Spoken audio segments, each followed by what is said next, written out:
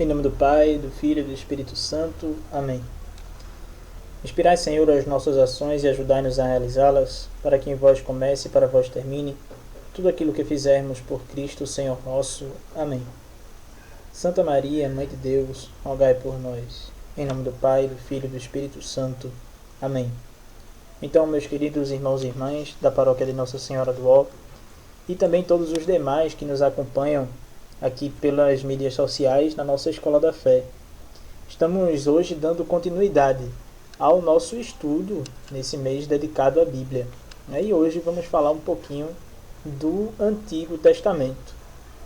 Falamos semana passada, fizemos uma introdução mais geral sobre as Sagradas Escrituras e a sua importância na vida espiritual do cristão, do católico, e hoje vamos falar um pouquinho dessa parte tão importante da Bíblia, que é o Antigo Testamento. Nós sabemos que as Sagradas Escrituras são divididas em duas partes, e dentro dessas duas partes tem as subdivisões.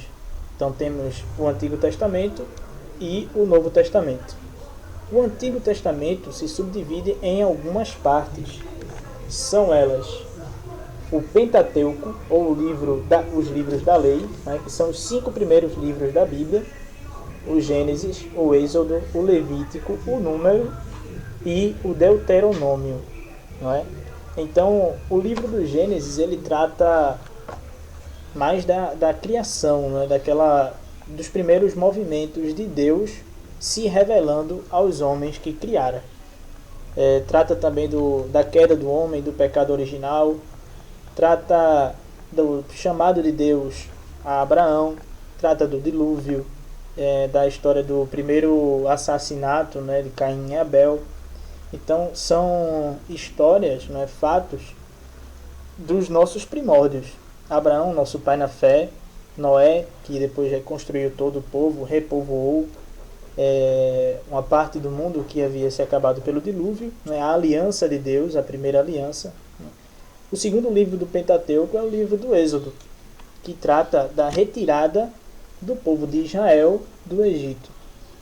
O povo de Israel havia ido ao Egito por ordem de José, filho de Jacó, ou Israel, e lá, depois de algum tempo, temendo a proliferação dos hebreus no Egito, o faraó manda escravizar. E aí Deus vai libertar o seu povo através de Moisés, aquela história que todos nós conhecemos da travessia do Mar Vermelho, e por aí vai. Então, especificamente, dentro do Pentateuco, nós temos o livro do Levítico, de Números e Deuteronômio, que Deuteronômio é o livro que vamos aprofundar na nossa última reflexão, lá no final do mês, que é o livro proposto pela CNBB para um estudo mais aprofundado nesse mês da Bíblia de 2020, setembro. E esses 3 últimos livros do Pentateuco são especificamente os livros da lei mesmo, onde Deus vai dar os 10 mandamentos, vai explicar e vai começar a educar o seu povo para a vinda de Jesus Cristo, que vai acontecer, como o Evangelho de São João diz, na plenitude dos tempos. Então aqui temos os primórdios da história, da nossa própria história.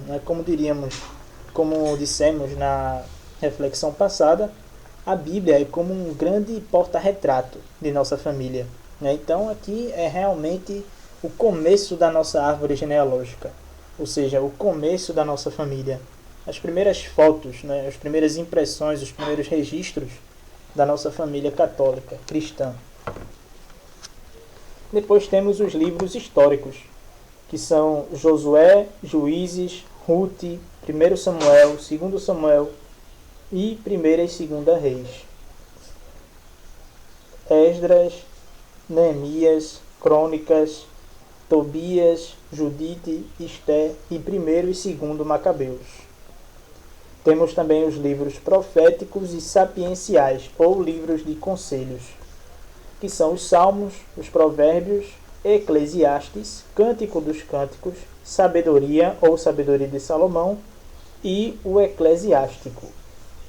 Temos também os livros proféticos, que são Isaías, Jeremias, Lamentações, Baruque, Ezequiel, Daniel, Amós, Oséias, Miqueias, Sofonias, Naum, Abacuque, Ageu, Zacarias, Malaquias, Abdias, Joel e Jonas. Então, temos esses livros aqui no Antigo Testamento, essas subdivisões, que são o Pentateuco, ou livros da lei, os livros históricos, os livros proféticos ou sapienciais, ou seja, poéticos ou sapienciais, e os livros proféticos. Então, o Antigo Testamento ele vai tratar justamente desses primeiros movimentos de Deus com seu povo. Eu gosto muito de uma passagem lá no livro do profeta Oséias, que diz que Deus, o próprio Deus diz pela boca do profeta Oséias, que diz assim: eu que ensinei Efraim a andar, eu ensinei Efraim a dar os primeiros passos, peguei na mão de Efraim. Efraim era uma das 12 tribos de Israel. Então Deus que vai pegando na mão do seu povo e educando como um pai amoroso.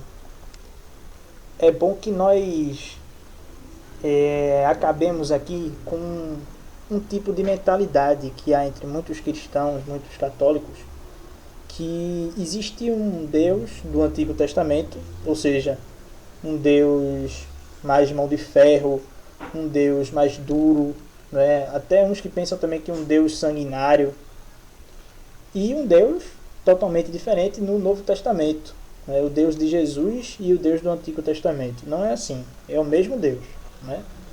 Porém, Deus vai começando a se mostrar no Antigo Testamento, vai começando a educar o seu povo e mostrar como ele é de verdade. E nós sabemos que para tudo existe um contexto histórico.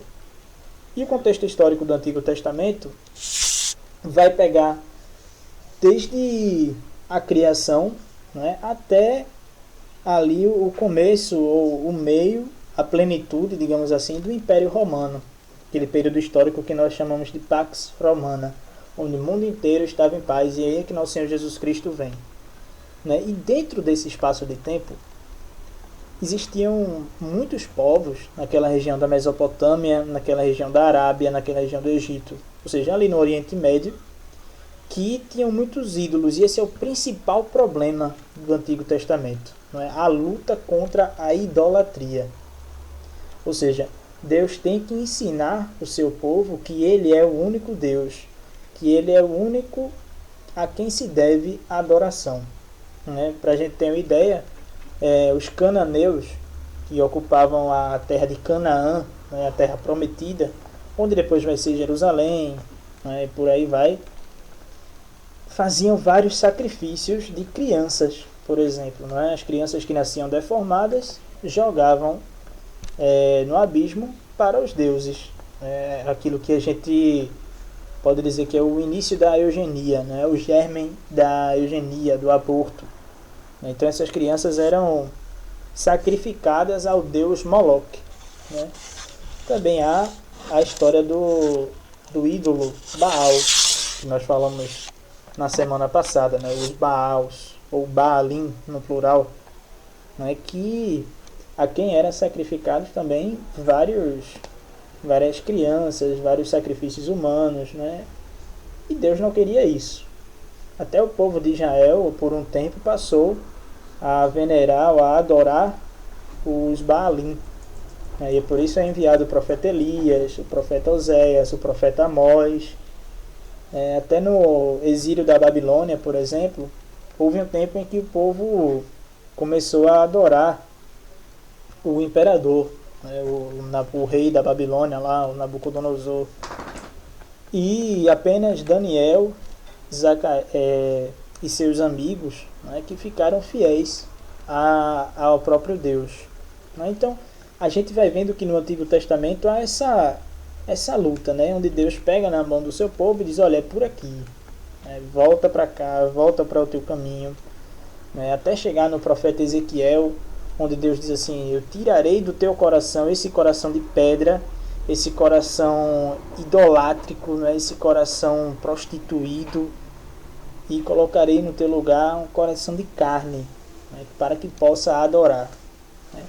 Então essa é a luta que nós vemos claramente nos livros proféticos, principalmente nesses profetas que eu acabei de citar, né? Abacuque, Amós, Oséias, Jeremias, Ezequiel.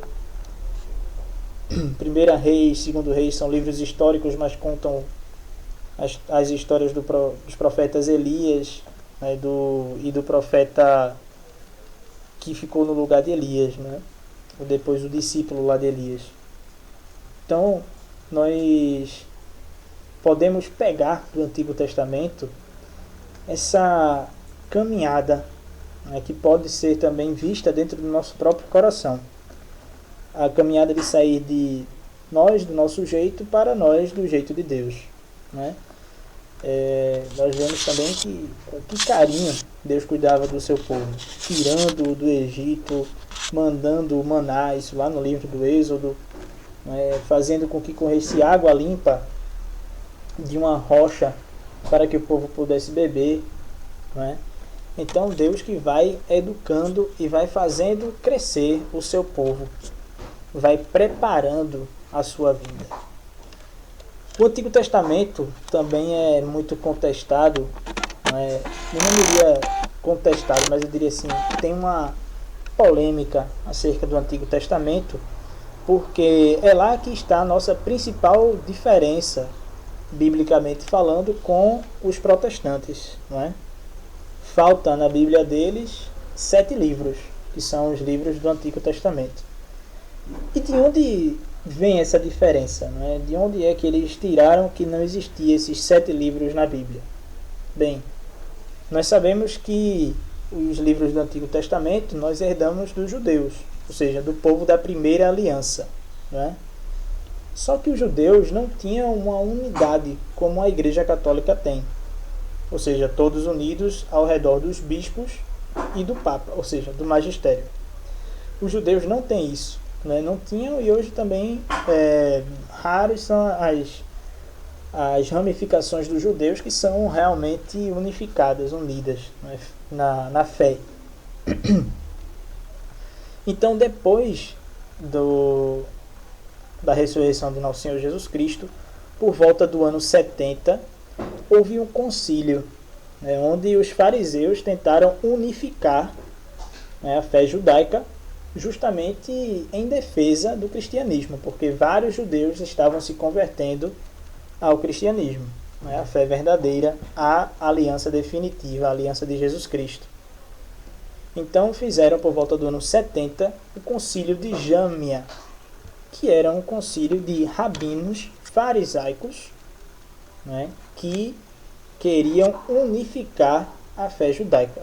Porém, era uma minoria que era também considerada herética por vários outros judeus, inclusive dos judeus mais importantes. Então, nesse concílio, eles decidiram que haveria 4 critérios para que um livro fosse considerado canônico ou inspirado.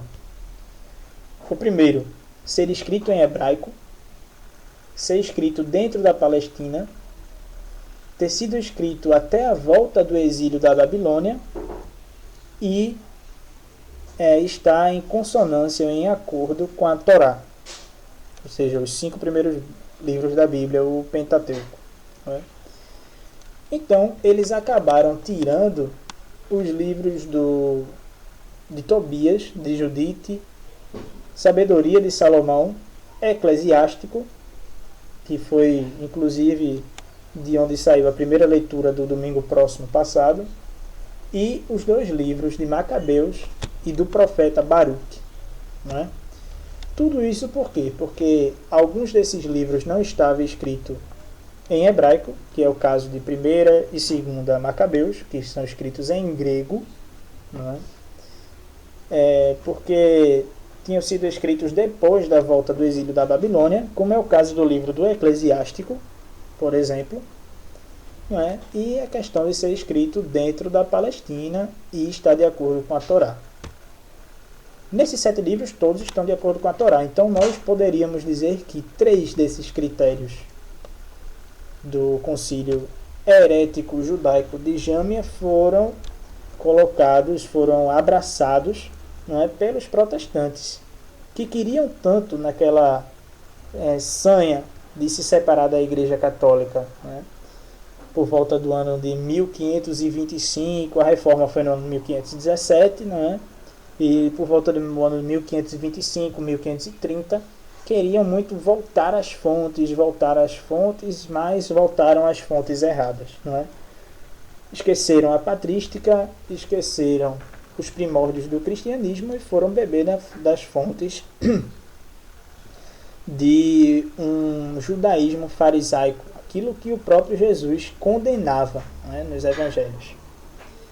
Então, essa questão dos livros protestantes que faltam está aí explicada, né? Eles foram buscar lá no concílio de Jâmia, que aconteceu no ano 70 depois de Cristo.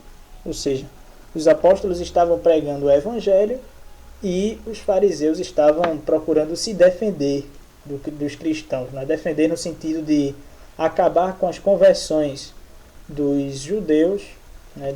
Daqueles que saíam do judaísmo para entrar no cristianismo, para aceitar Jesus Cristo, não é? Como seu mestre e senhor, e posteriormente fazer parte da Igreja Católica, ser batizado e aceitar os sacramentos. Falamos há pouco sobre o que podemos tirar do Antigo Testamento para as nossas vidas, né?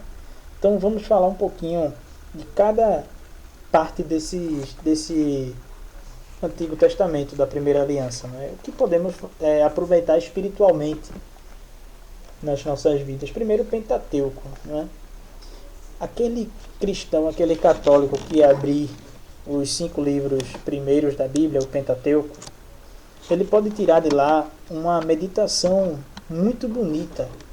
Primeiro, sobre a criação, né? O amor com que Deus cria o mundo, cria tudo que existe para ser submisso ao homem, em seu imenso amor, para que o homem cultive aquilo que Deus criou, para chegar um dia à salvação, né? Para que o homem governe sobre o mundo, como Deus governa sobre o cosmos, sobre toda a ordem existente. O homem é a obra-prima de Deus, tanto que Deus se encarna e toma a forma de homem. Podemos também, já ali bem perto da criação, ver como a soberba faz com que o homem caia no pecado. A soberba é o primeiro dos pecados, é o pecado do próprio Satanás e de seus anjos. E é com a soberba, é pela soberba, que ele tenta Eva e Adão dentro do jardim. E como pelo pecado da soberba, nós perdemos essa comunhão com Deus. Podemos ver também como o amor de Deus vai se manifestando várias e várias vezes por nós. Ou seja, no dilúvio, quando Deus manda que Noé construa a arca, coloque os animais dentro da arca e sua família vai para dentro da arca. Quando mesmo tendo acontecido o fratricídio, ou seja, o assassinato, não é, da história de Caim e Abel, Deus marca o assassino com uma marca para que ele não morra depois, para que os homens não o matem, não é? Podemos ver também o amor com que Deus age tirando o seu povo do Egito, não é? Resgatando com mão forte, mostrando que é Deus, se manifestando, não é?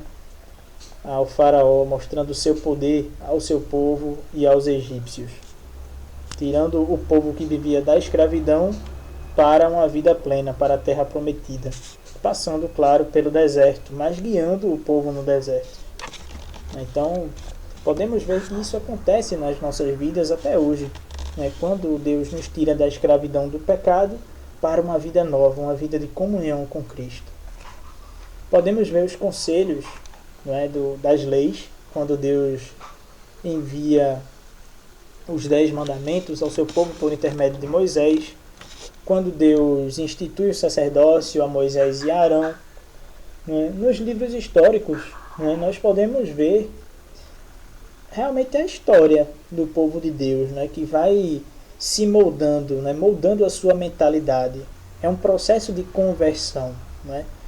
Um livro que eu destaco, né, desses livros históricos, é o livro de Josué, né, onde vai iniciando ali a formação do povo de Deus em Canaã. Josué vai guiando o povo de Deus, vai separando as tribos, né? E Deus vai juntando o seu povo ao redor daquela própria fé. Também o livro de Tobias, né? Onde aparece o arcanjo São Rafael. E ali há um conselho muito bonito de Tobit, o pai de Tobias, ao seu filho, né? Que vai saindo para procurar a cura para o seu pai, guiado pelo arcanjo São Rafael.